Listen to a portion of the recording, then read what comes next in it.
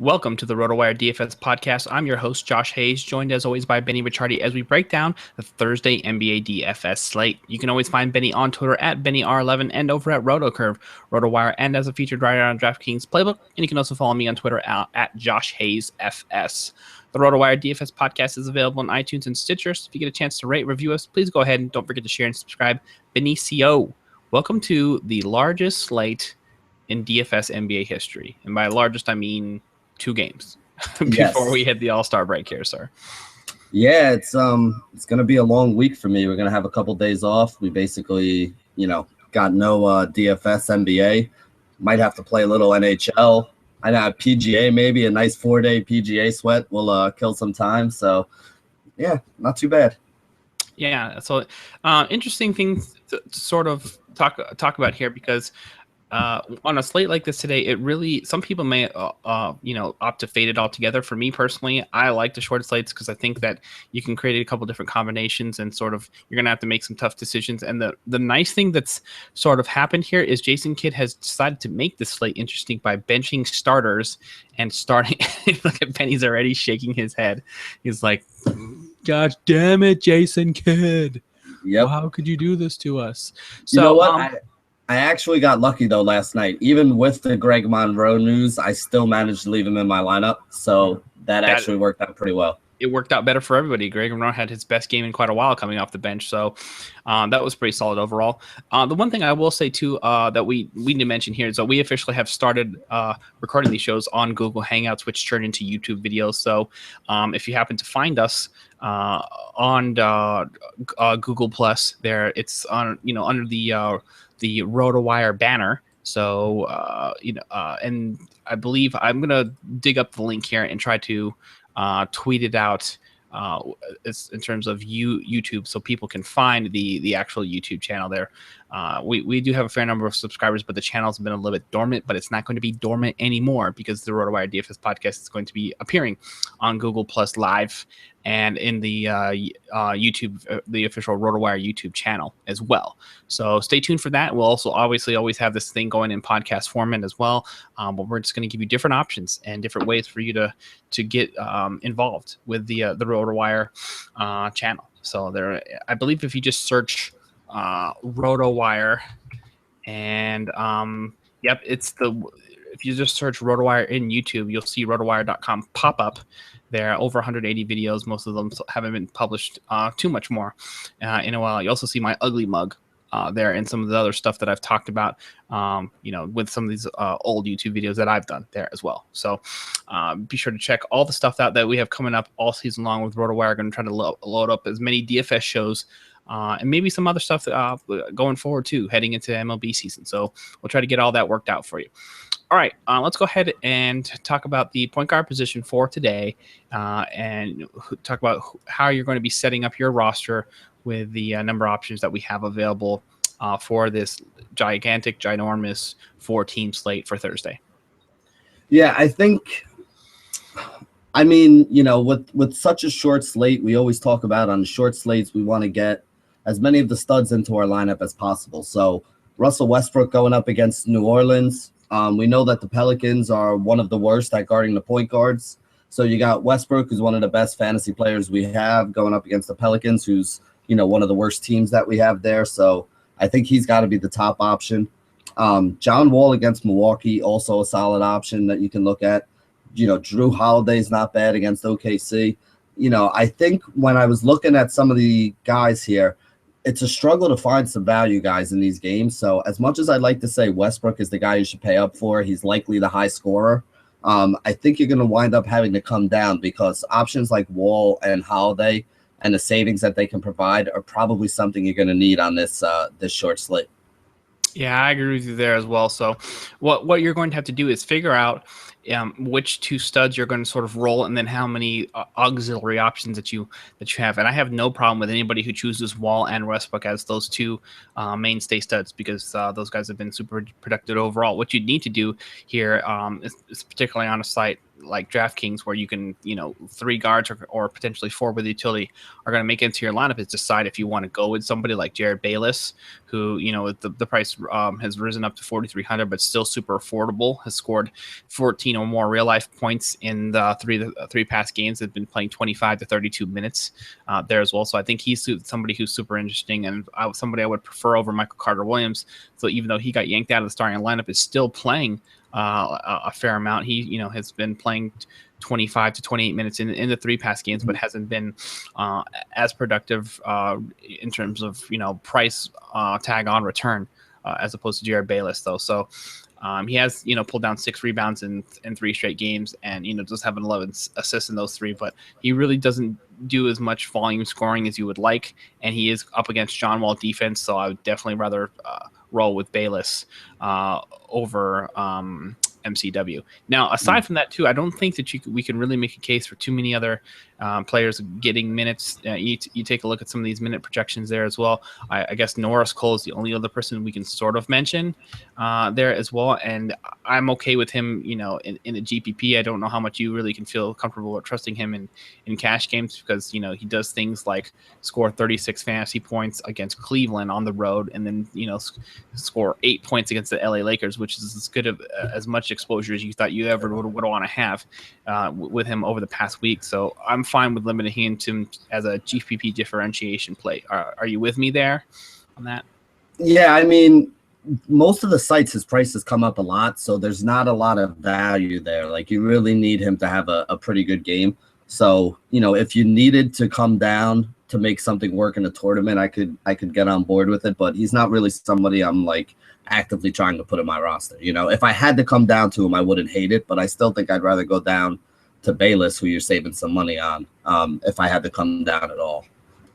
Yeah, I agree with you there as well. So somebody that you can sort of, make a swerve to in the middle there. Obviously, you're getting a much better deal on Bayless, but you only have a limited amount of options as well. So maybe if you don't go with 2 big studs and you want to go with somebody like KD or somebody at a different position in terms of more expensive value, then you could make a case for somebody like Cole just to create some GPP differentiation. The one thing about this here is on a short slate like this, you can try to cover like all the bases and come pretty close. If you're a person who doesn't put in a large number of varied lineups, but you maybe you're thinking about it today because this is one day where you can maybe feel a little bit more comfortable about hitting on a GPP because there really only are X number of combos to come up with. So something to take a look at there. What we should also take a look at is the the shooting guard position, and talk about how you have this set up here for Thursday. Yeah, to me, I think there's really only 3 guys that are viable. You got Chris Middleton, who, I'm looking at DraftKings pricing right now. He's probably the most expensive shooting guard, just a tad under 7K. You got Bradley Beal, who's just a tad over 6K. And then you have Dion Waiters, who's probably the only other guy that I would consider here. And he's like, 45 or 4,600. So for me, the projections and, what I'm expecting out of Chris Middleton and Bradley Beal is pretty much the same. Middleton has a much better matchup going up against Washington. Beal's matchup against Middleton isn't as great on paper for the other side, but you're getting about a $600 to $1,000 savings depending on the site by coming down to Beal from Middleton. And I think that their projections to me are only like 1 or 2 points away from each other. So that's not enough of a difference for me to go up to Middleton, who I actually have projected a little higher.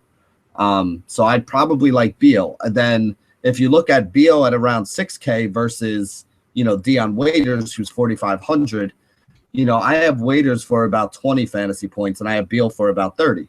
So if Waiters was 4K, it would be a little bit of a decision for me to make. But with Waiters being 45, I think the best value you can get here is Bradley Beal. He had a big game last night. When he's healthier and he's playing the minutes, we know that his fantasy scores are going to go up. So I think that now he's starting to get a few more minutes going into the All-Star break, and I think this is a pretty good spot to roll him out in. Yeah, I could see that there as being as a possible opportunity. So we have a couple different things that we could do here. Dion Waiters, we got Bryce Dejean-Jones, who now that Tyreek Evans is out for the season, is somebody who becomes a little bit more interesting. OJ Mayo, who ended up playing 18 minutes and didn't do a whole lot here, but I think you just have to sort of keep him on the radar since it is a short slate because It is the Washington Wizards, and they have been doing some weird things with, Bradley Beal and Garrett Temple at their shooting guard positions. And Garrett Temple is actually a guy who's been playing, about 25 to 32 minutes over the past couple games. Has been really rough in terms of the production in the past three, when he was up above the 32-minute mark and sort of catching a few more minutes. Bradley Beal has been, battling his injuries and his struggles. He was a little bit more trustworthy. So, certainly right now, with the amount of points that Milwaukee has been allowing, I could see that being not a bad play, but probably something I'm just going to stay away from overall. So you basically have to decide for me, is if you're okay using Bryce Dejean-Jones, or you're going to have to, go all the way towards the top and take a look at Middleton or Beal, and the best sort of swerve that we can, come up with, like you mentioned, Dion Waiters.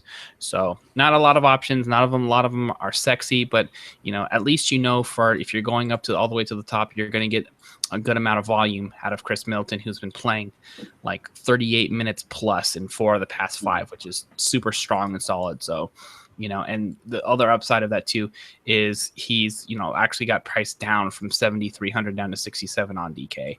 So, something to sort of hang your hat on. Hopefully that, the price doesn't get adjusted too much farther upward, because it is such a short slate.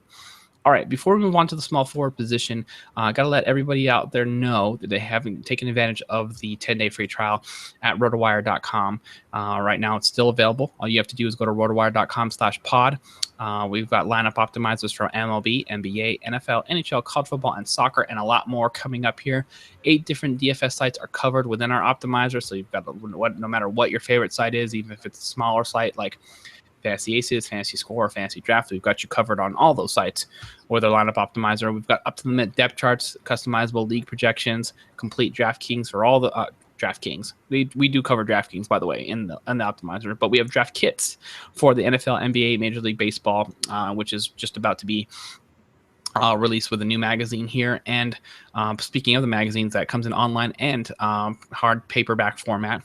So we got a lot of stuff covered in the 10-day free trial that you can take advantage of. You'll definitely be glad you did, because we provide a lot of great information within the site behind the paywall, and you can get behind the paywall for free. 10-day free trial, rotowire.com/pod. All right, small forward up. Who you putting down there with some of the big boys for the Thursday slate? Yeah, I mean, for me, Kevin Durant is head and shoulders above everybody else here. So obviously, if you can afford him, he's the guy that you want to put in there. He's going to be the safest 45 to 55 fantasy points.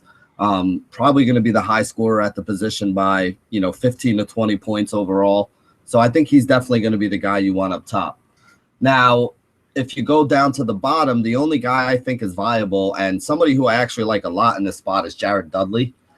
His price the last couple games has been like $4,700. So not too expensive. He's in a pretty good situation there, and he's been putting up like 20 to 30 fantasy points. So again, he's not going to give you huge upside, but on a value scale for a guy who's 4,500, 4,600, you basically need about 25 fantasy points out of him. So he's been giving you what you need out of him.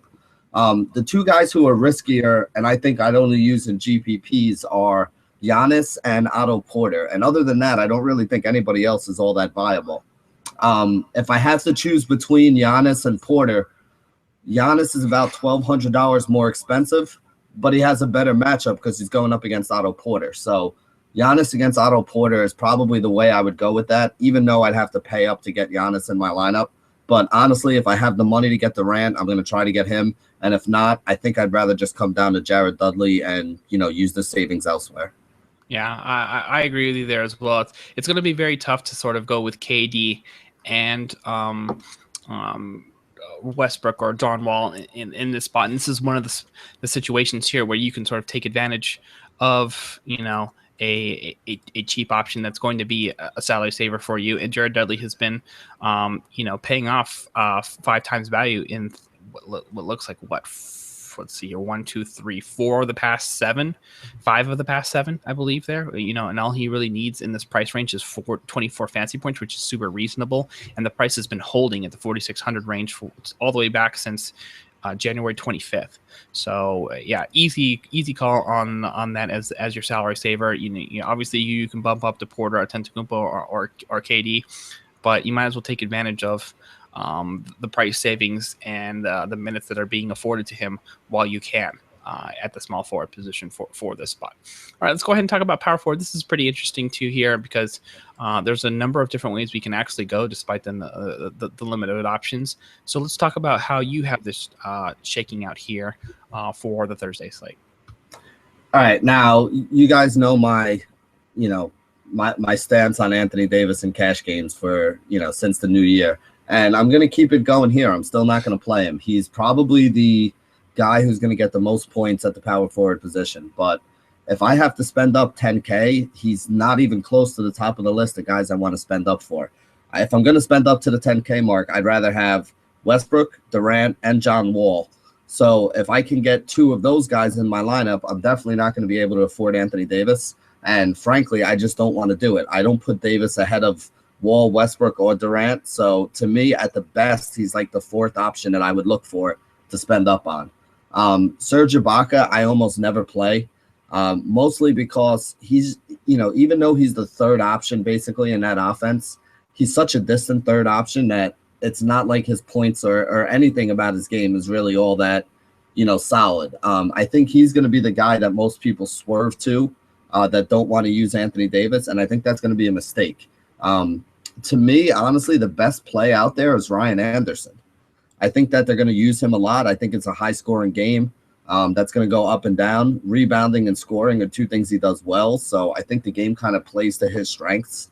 And like I said, if you're looking for a little tournament differentiation, I think he's a guy that's, a little bit more off the board. On a two-game slate, I think he's still going to be, 12 to 18% owned, but I think that's going to be a lot lower ownership than Ibaka or Anthony Davis, and I think that him and Jabari Parker are the two guys that I'm kind of looking at to use at the power forward spot here. Yeah, I agree with you there as well. It's going to be very tough to pay up for Brow because I just don't. He would be like my third choice among the three bigger boys that you can sort of roll to. So I just don't feel too comfortable with that spot overall. The power forward position, I'm trying to make some solid sense out of what's happening with the Washington Wizards because everybody who is a potential option isn't great for DFS. So you really can't play Gooden, Humphreys, or Nene right now. So it's just basically you can sort of have to stay away from the situation altogether. So it's going to be very tough for you to do anything else besides get invested in either Brow, Ibaka, Ryan Anderson, or Jabari Parker.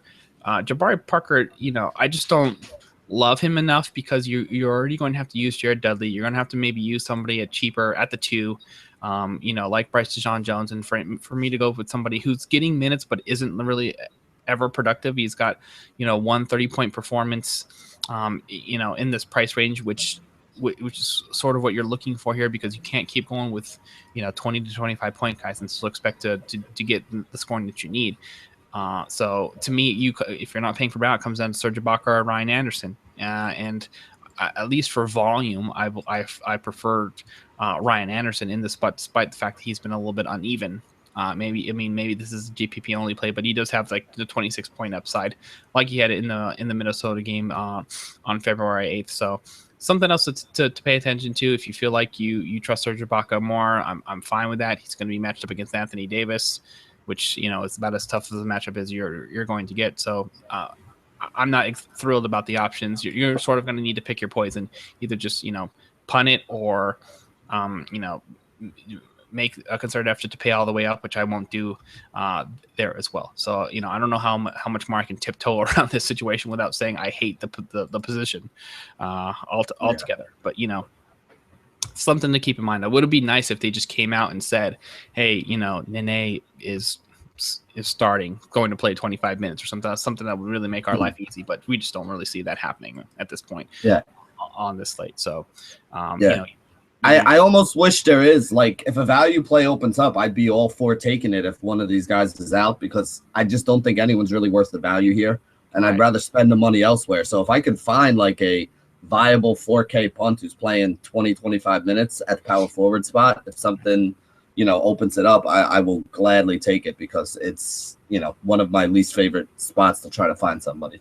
Yeah, what we need them to do is just bench Jabari Parker the way that they did with Greg Monroe and free him up to be the scoring guy that he was out there in Duke, in his college career, because he's just not worth anything as a number 4 or 5 option in the starting lineup with all the people who take shots currently right now. So it's tough, and he had a little segment of time where he was borderline playable and getting some actual value based on the price tag, but now that's just overall. And I mean, I'm okay if people feel like that's the best pawn option that you can come up with because he's 5K, but I just we hate it overall, and you're just going to be forced to make a little bit of a tough decision. He may be the best of the cheapest worst, which is an ugly way to play this late, but like we said, limited options, beggars can't be choosers.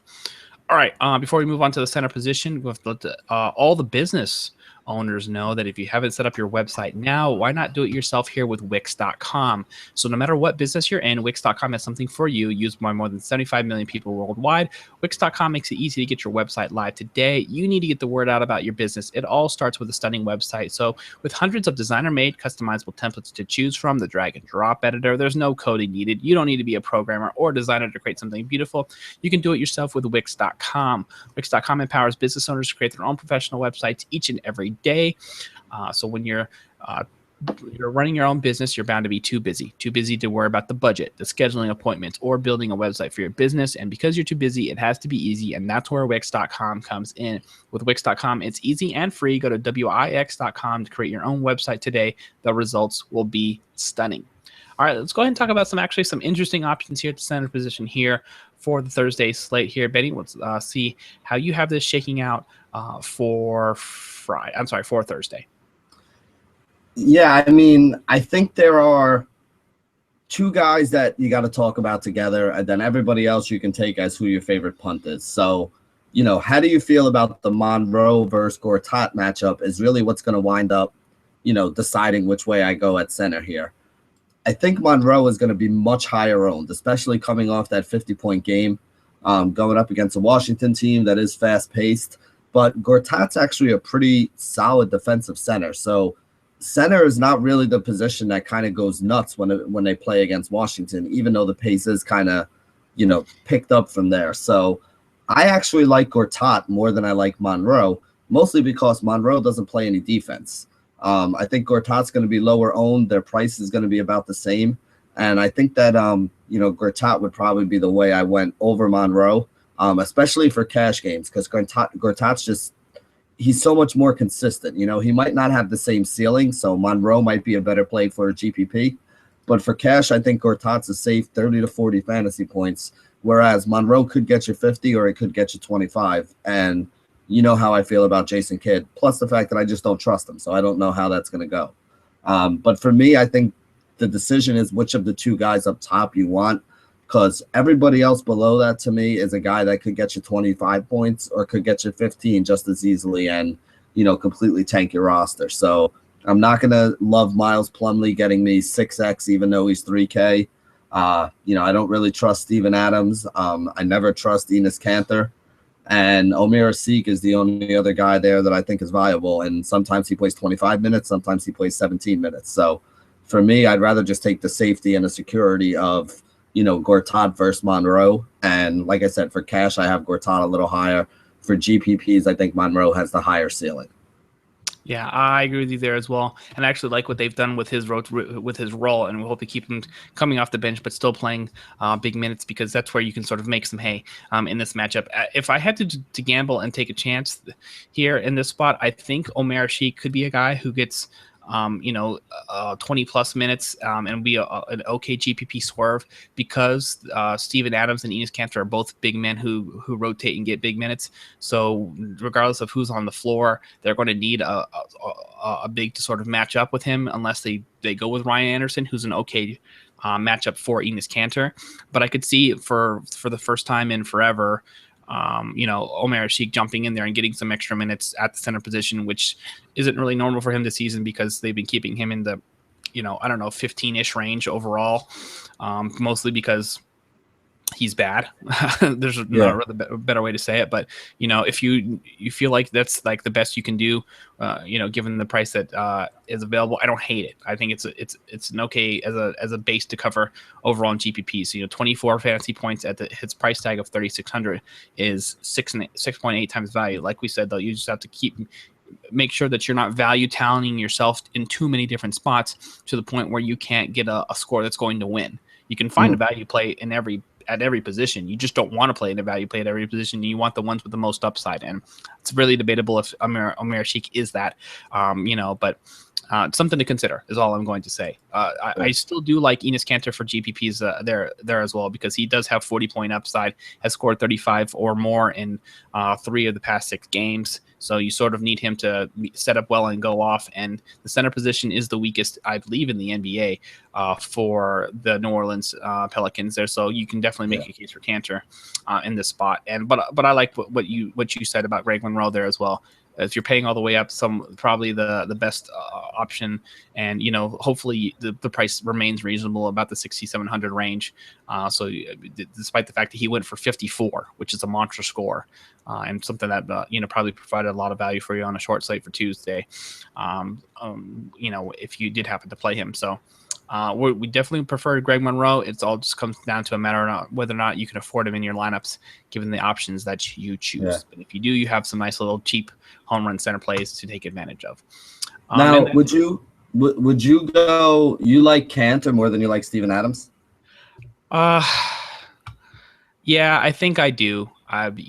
Steven Adams is is a guy who's getting a few more minutes. It's a little bit more trustworthy, but he just doesn't have enough scoring ceiling for me to feel good about this. At least with Kanter, he can go off for 40 in this spot. There's just no way Steven Adams is ever going to get enough touches in terms of shots. And he's an okay shot blocker, but you never really see him put up like a 5-block shot game, which is sort of what you need. You need to do something exceptionally for him to be like, oh, what a great home run play. He can be an okay play or a safer cash play at the center position. Yeah. But if we're talking about crush it on the GPP side, Kanter is definitely the guy for me. Yeah, I think I would agree with that. I like Adams more for cash because he's also on DraftKings, at least he's 4,300. Kanter, I think, is 5,000. So you're saving like $600 or $700 to go to Adams. Mm-hmm. But I agree with you. There's no upside there. He's not going to get you 40 fantasy points. Kanter has done that before. If he has a big scoring game, you're almost never gonna get that out of Steven Adams. It would take his career game to get you there. Right, and there's actually a good chance too, because of what they need on offense. That's you end up seeing more Kanter matching up against Ryan Anderson because I think that's a little bit more of a natural fit to keep both those guys on the floor, which is what both teams want to do. I think if they have a preference, they would rather keep the more talented guys. And when games matter, you see Kanter on the floor in the fourth quarters, over Steven Adams down the stretch. So, which is, what they saw against Golden State when they were trying to stay in that game there as well. So not saying that's going to happen against the Pelicans, but, if you feel like you needed a tiebreaker and you had to ask me, who's going to be on the floor in the fourth quarter, if I had to guess, and you need those last few points, there's a better chance of it being Kanter over Steven Adams. If it's a close matchup where they need the scoring. If it's a game where they're crushing it and it's out of hands, then more likely they go with Steven Adams for defense. So it's a little bit of pick your poison there. But we're talking about cash safe versus GPPs, and you make your choice either way. All right, that's going to wrap it up for today's show. Don't forget to check us out here on iTunes and Stitcher. The Twitter handle for Benny is at BennyR11. You can check me out at Josh Hayes FS, and it's at Rotowire for all your season-long and DFS fancy needs. And don't forget to search for Rotowire in your YouTube section there, and subscribe to the official Rotowire channel, where we'll be pumping out these podcasts and live shows for you to watch our wonderful mugs here overall. So send us a message, tell us we look weird on Twitter on video, or tell us you like it, you don't like it, what you like to add, subtract, or change, and we'll get that going for you going forward. Thanks for listening and watching, everybody. We'll see you next time.